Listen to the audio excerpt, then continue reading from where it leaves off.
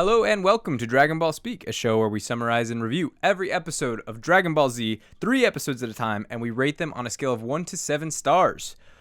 We're available on Spotify, YouTube, and iTunes. We upload every Monday. I'm one of your hosts, Brandon.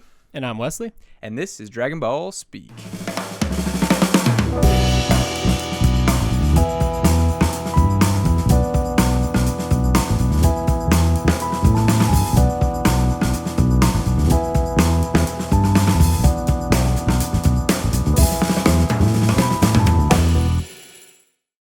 So episode 4, Piccolos Plan.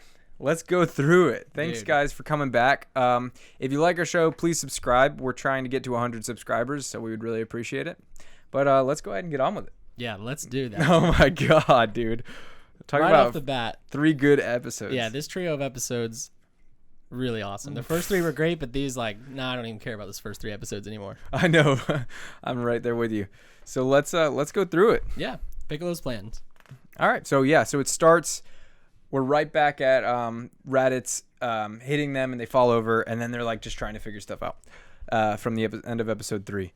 Piccolo's plan. It starts with Raditz kind of just shit-talking. Yeah. He's like, why are you guys even bothering? Mm-hmm. This is a joke. Picks right back up from episode 3. Yeah. And this is where, I kind of started to realize Raditz, little one-dimensional. Yeah, just a bit. But whatever. He's just a tough guy. But he serves his purpose. That's exactly what he's supposed to be. Mm. Goku just wants to know where Gohan is. Yeah, his priority is Gohan right from the start. He doesn't even care about the fight or anything. He just wants to know where Gohan's at. Exactly, which I love. It shows, he really cares about his son. He's a great dad. Yeah, well, he's doing his best so far. So, and I love these shots that we get of tension, the tension building. It shows wind blowing. It shows the grass blowing. Yeah, there's nature, and it shows it has the butterfly on the plants and stuff, and horses or something, and shit's about to go down. Exactly. That butterfly's gonna be flying away. And that's what I hate sometimes when people say oh, stuff gets dragged out. That's what they're talking about. No, you have a very basic lack of understanding on how to build tension.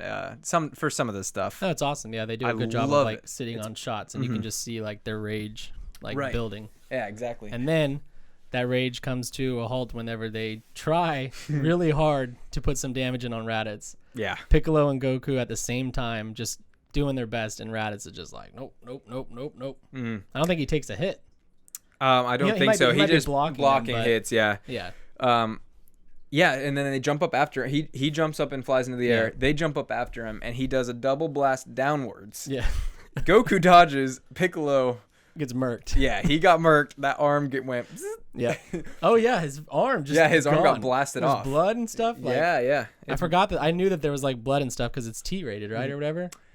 I don't know exactly how Actually, it was probably the 90s. It was probably E for everyone. This is how it aired, I think, as far as I know. So, but no, yeah, it's violent sometimes. Obviously, it's a fighting show. So yeah, and that's a brand new move from Raditz, I believe. Yeah, so he didn't say a name for that one.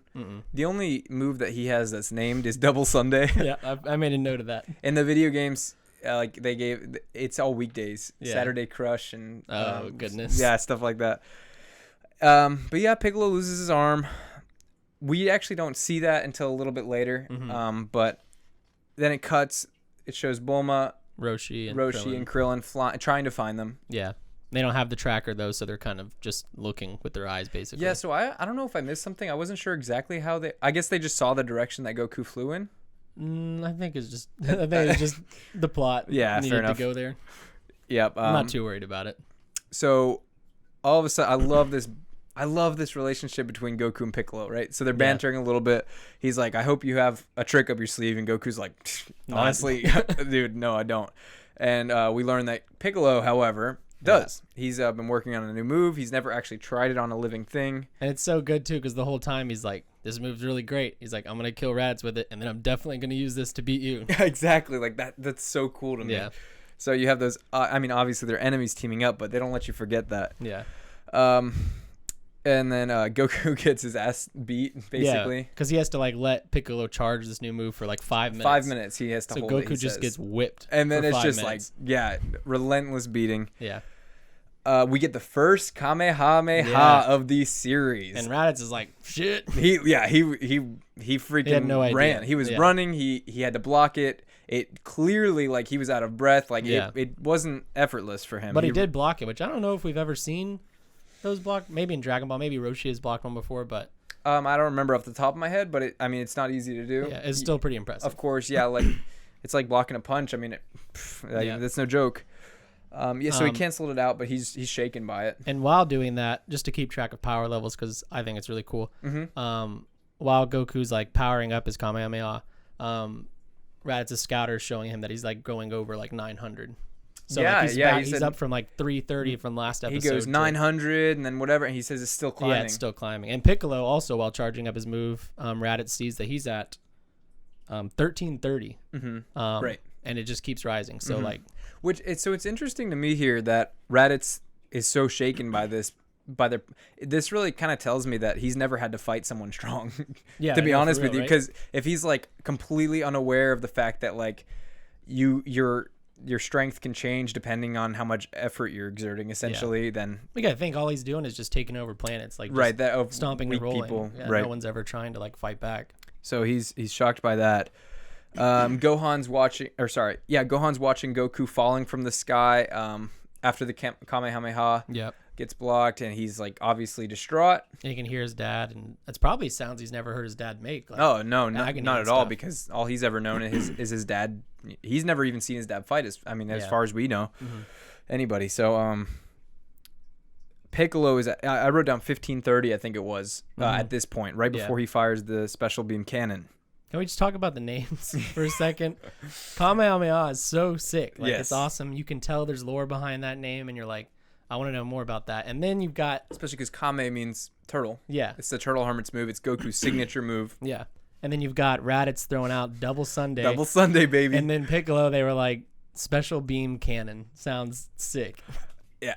Honestly, like... It's lame, but it's kind of sick. Yeah. Special beam cannon. It looks really cool. It's really sick. It's a cool move.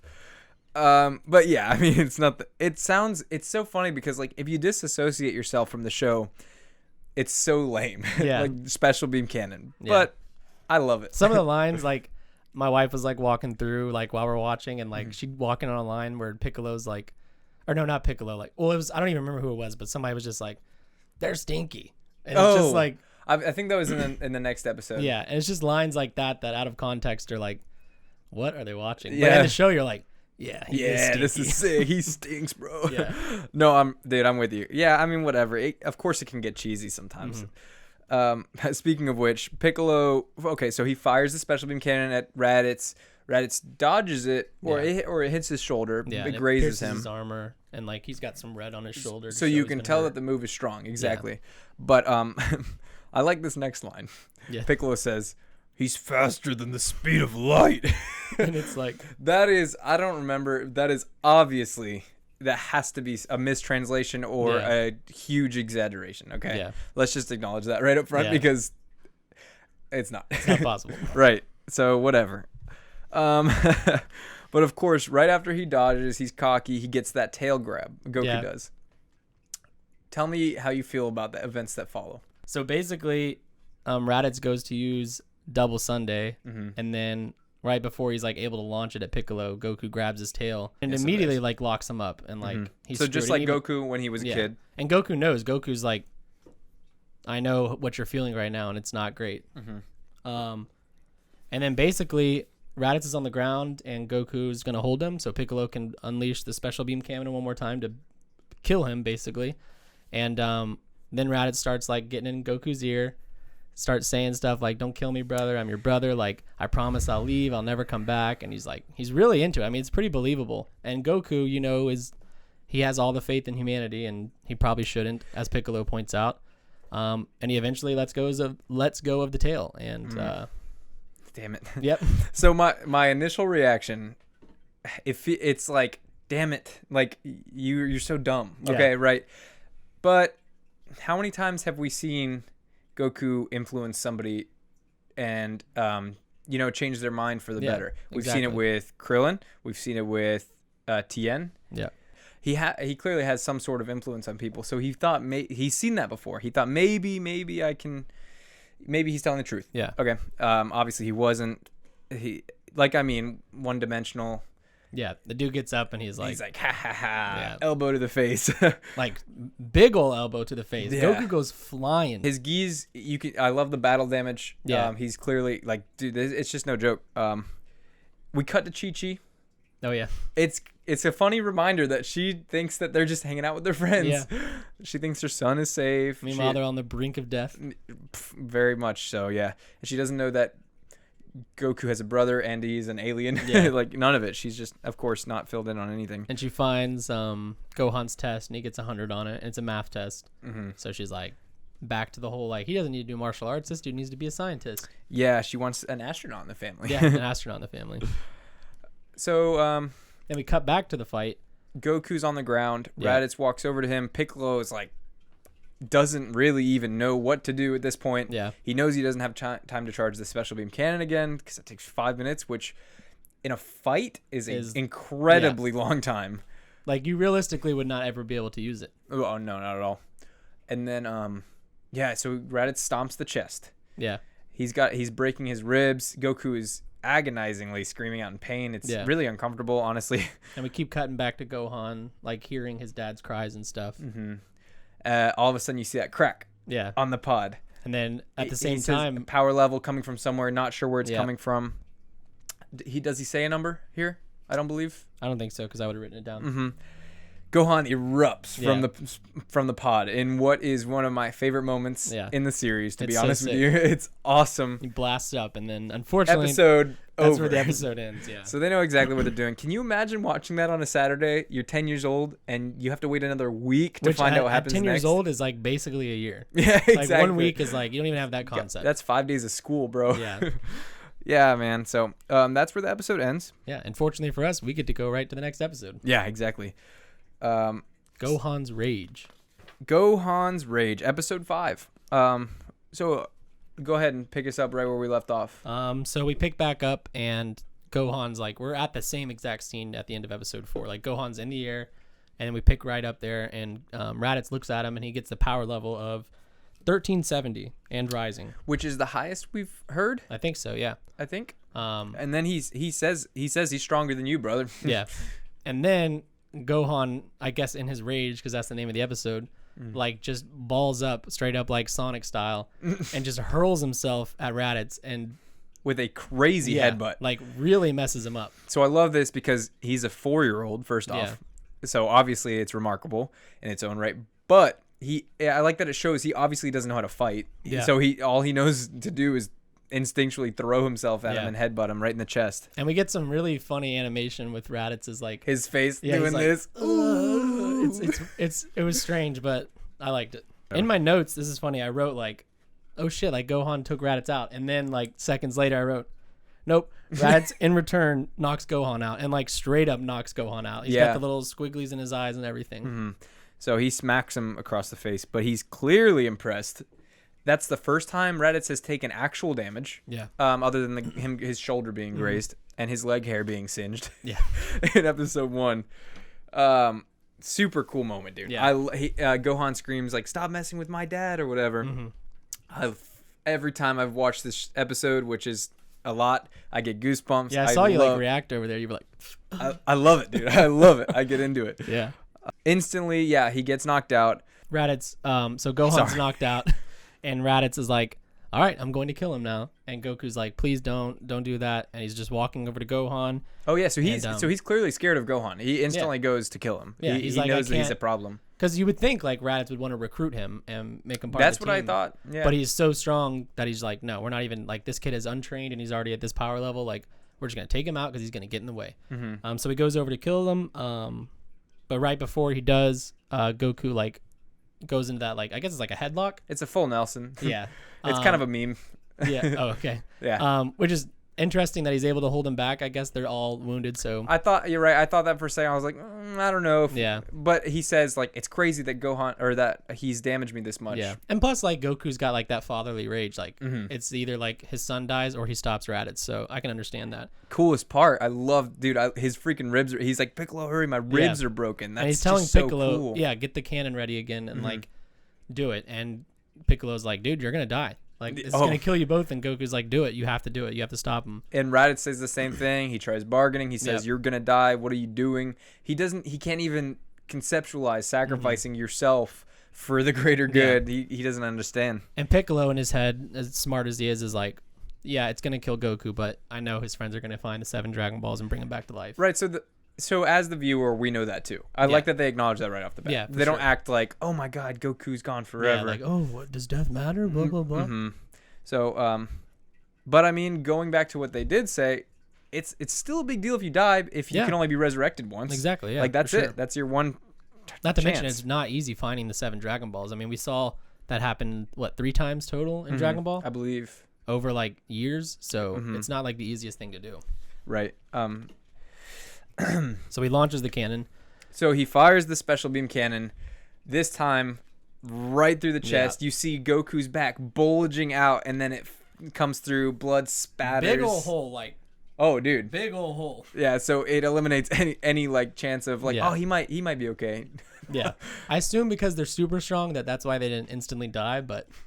Yeah, I mean, it's to be fair, there's not any like major organs there other than your stomach. We'll test on each other. Okay. Let's put holes in each other. Yeah. So yeah, I mean, fight over. Yeah. That's it. Raditz knows he's been defeated. He says you're a fool essentially, but what we didn't know is that his scouter is also transmitting to Vegeta and Nappa. It was this whole time it's been transmitted. And of course Piccolo comes up and he wants Raditz to know that they get the last laugh. Is what he said. Still won because he's back. Being resurrected. Yeah, of course he didn't know that was being transmitted. So Raditz ends up with the last laugh after all, believing that he will be resurrected and saying that the Saiyans will be there. They're first off a lot stronger than him, and they're going to be there in a year. Goku asks, when will they be here? Goku also makes sure that Gohan's okay. Yeah. And then we cut to the planet. Sorry, I should say Roshi, Krillin, and Bulma arrive. Oh, yes, yeah. Right before they both die. I think it was actually... Sorry, was it before they go to the planet? Or we see the planet where Bulma takes the scouter and everything?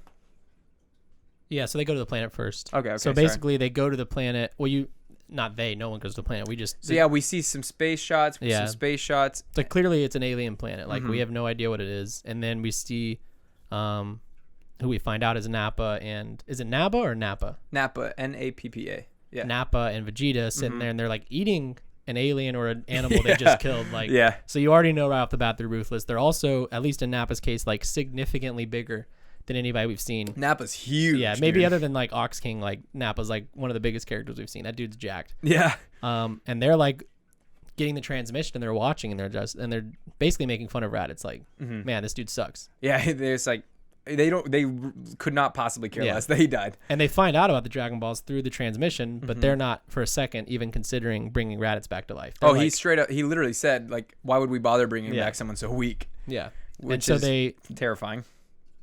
And and that's where we leave off with them, because then we go back to Earth. So note, did you notice Vegeta's colors being a little weird? Yeah, that's why I wasn't even sure, because I heard Vegeta and I was like, I must have just misheard that, because his hair was the same, but like he's like more like Mountain Dew colors than like the traditional like Vegeta colors. You know, he's like orange and lime green and stuff. And so it's just basically they accidentally used the wrong colors.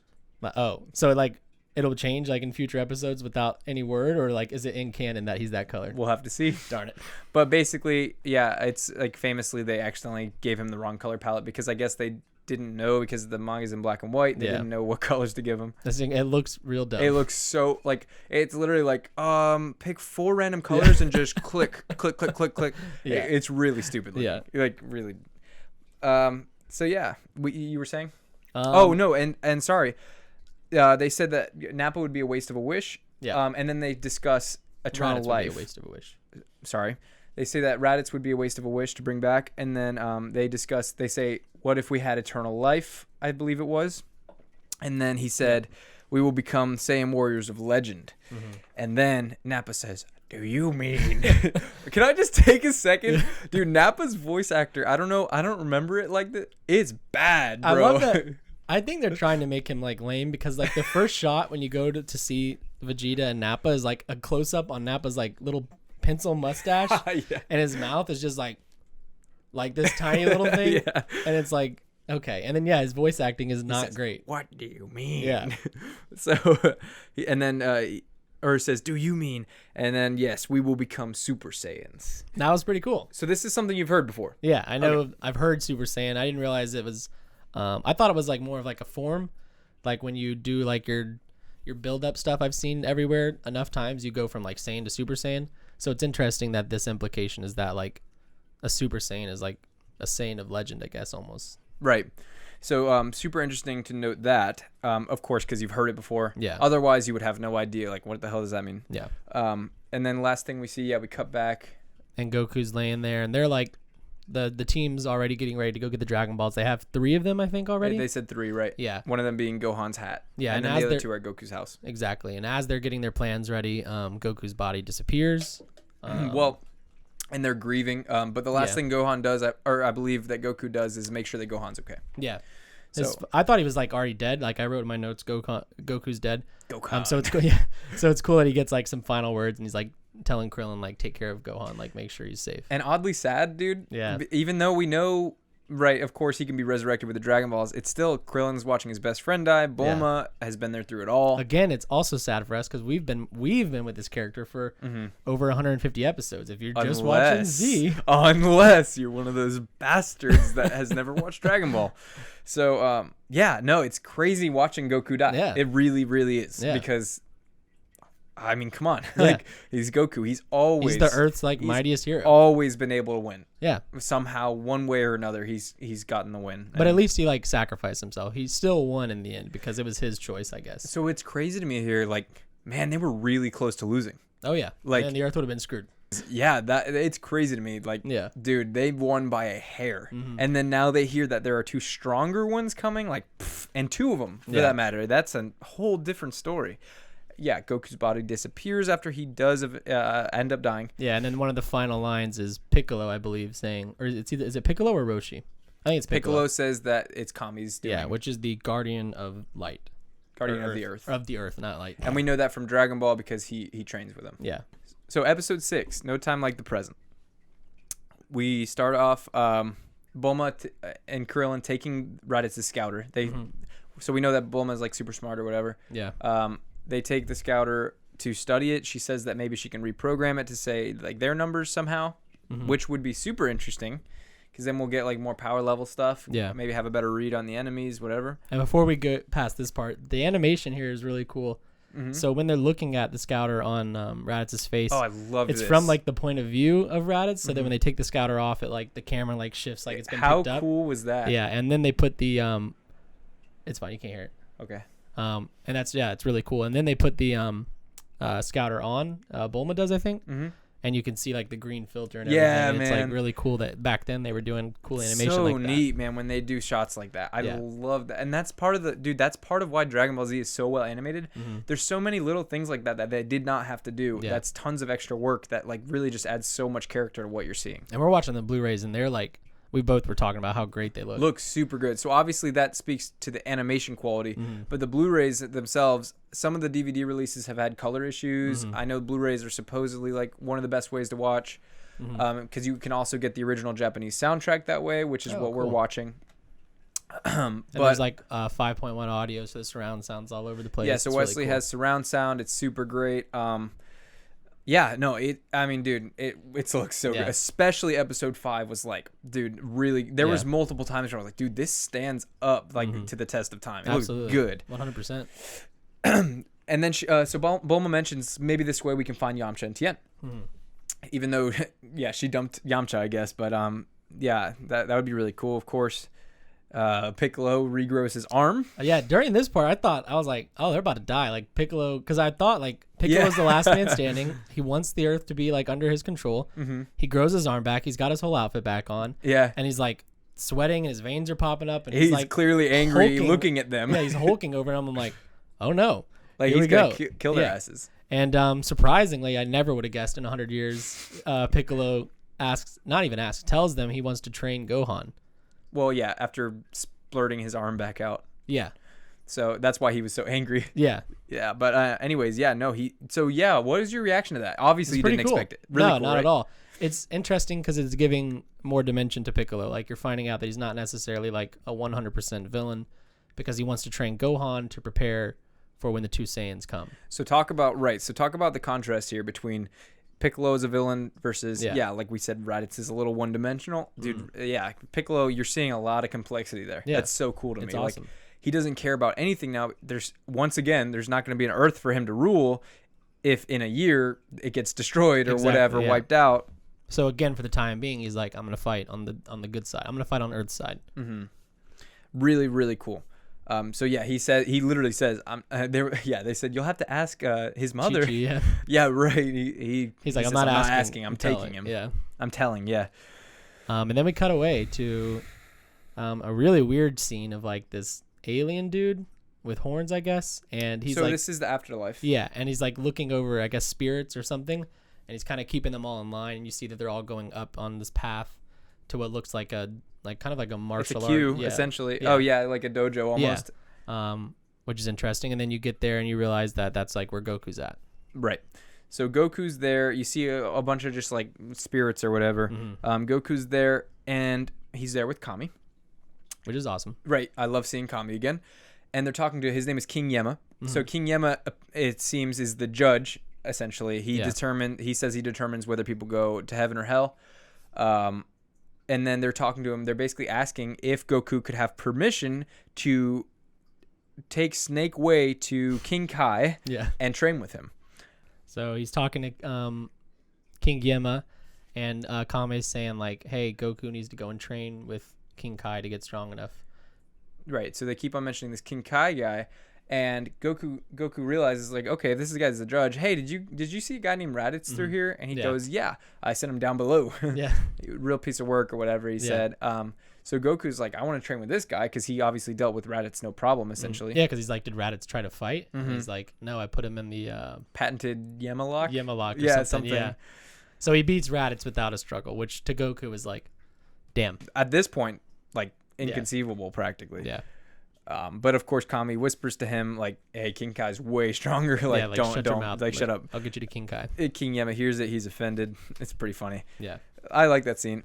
So they're asking for permission from King Yemma that Goku can see King Kai, and he says, "Yeah, you have a record that's good enough. You can go ahead and try." Yeah. They say several times not to fall off Snake Way. That it's really dangerous.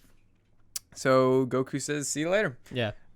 He's riding with this little blue guy. Yeah, they're kind of talking, and you start to realize like Snake Way is like no joke. Yeah, so they're talking about how he's gonna have to travel along Snake Way. Only one person's ever done it before, we learn, and that is King Yemma. Centuries ago, I think it was. Yeah. And then he says, all you macho supremo kung fu guys, and then Goku corrects him. It's not kung fu. It's the Kame Sen. I don't remember what it is. Something, yeah. I tried to write it down, but I was like, I honestly don't know what that Kame Senin way of fighting or something. Yeah.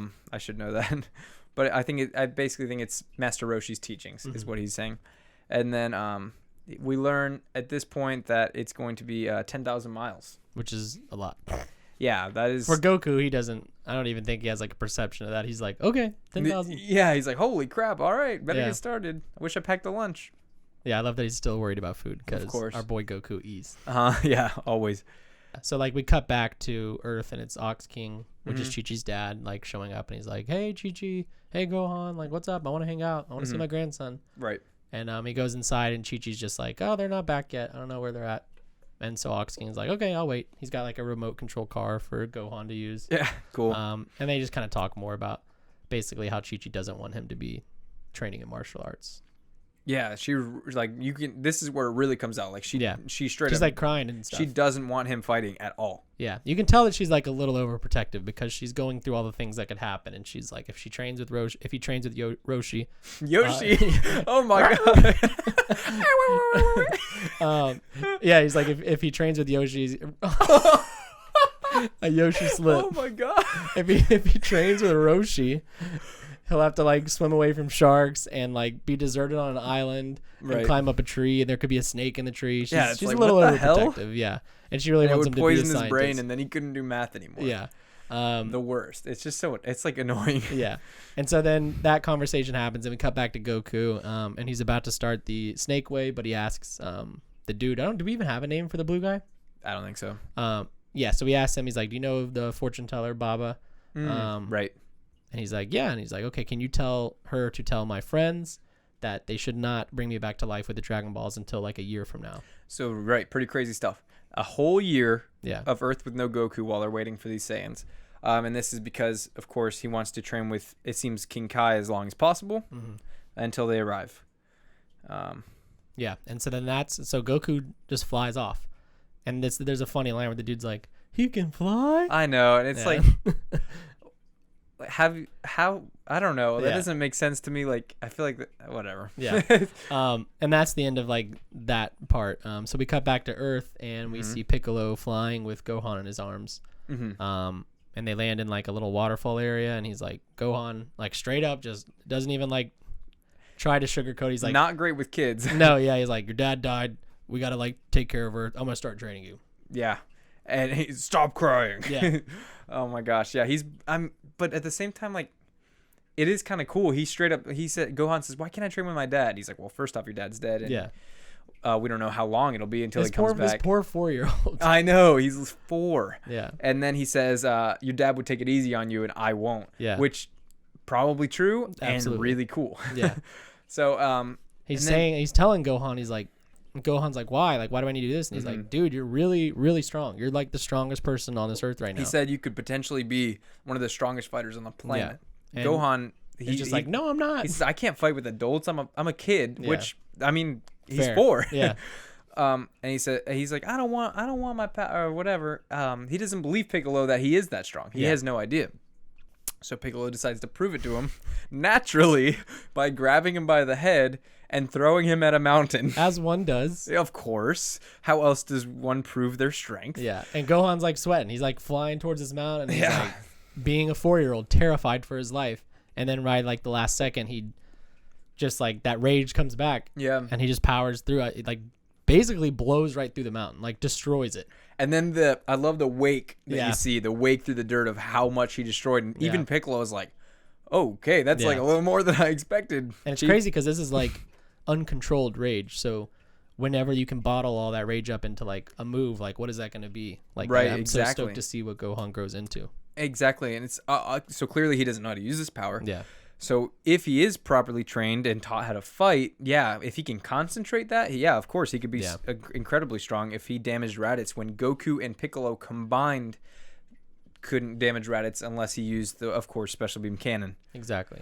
And that's kind of the end of the episode. We get one more like cut to Goku, and it's like the narrator's like, he's on Snake Way. Like, oh, is he gonna make it? Blah, blah, blah. And he can't fly anymore. He ran out of breath. Can't fly. So now he's running. It's interesting too. I thought Snake Way was gonna be like a gauntlet of challenges.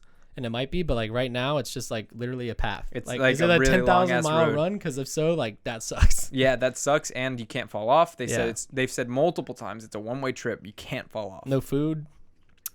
Yeah, I guess he doesn't need to eat. I mean, he's dead. Yeah. Oh, that's true. Actually, fair point. But it does kind of raise the question, like, okay, but also he can't fly anymore because he like ran out of energy. Yeah. But I don't know. Interesting. Yeah, but it's awesome. It's really cool because. This is the first time we see the afterlife, right? Oh yeah, no, yeah, okay. The show, this is like the weirdest the show's ever been, in a good way. I mean that in a good way, like it's really awesome how the show went from like fighting show to now it's like more of the supernatural stuff with like the afterlife and like gods and guardians and stuff. Absolutely, and it's really awesome. No, I love when they get weird like that. It's just creative as hell. Absolutely, love it a lot. So yeah, that's the first or the second trio of episodes in Dragon Ball Z.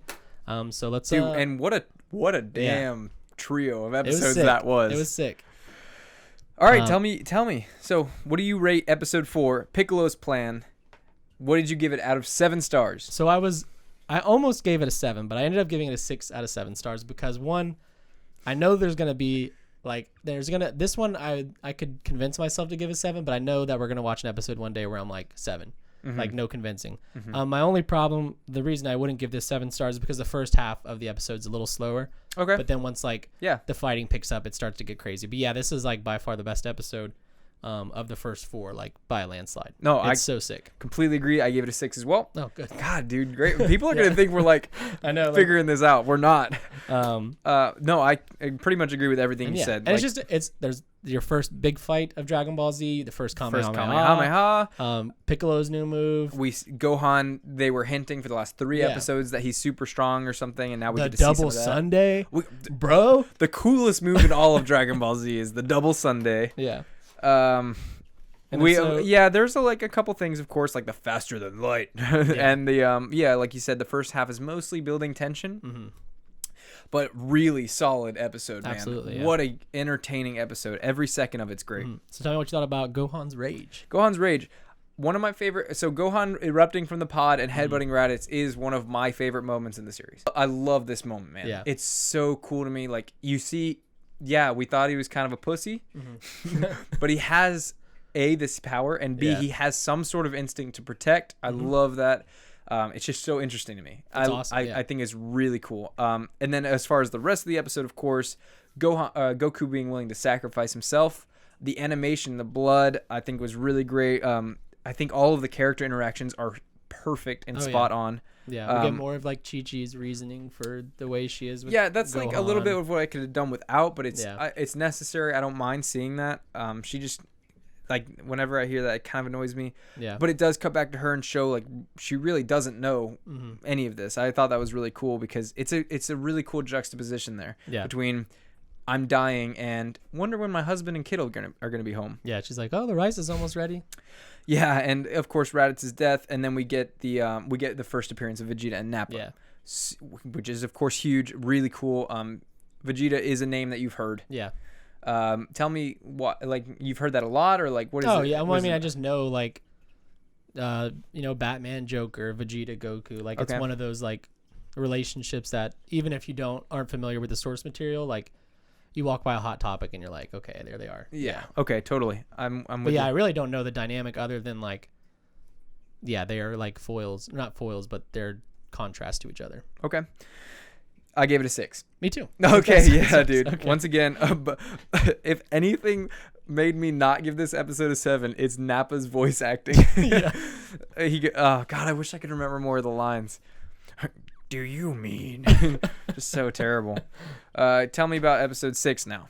So, no time like the present. So this one kind of reminded me of either the first or second episode where, I mean, the narrator even says like it's the start of a new adventure, and it really is.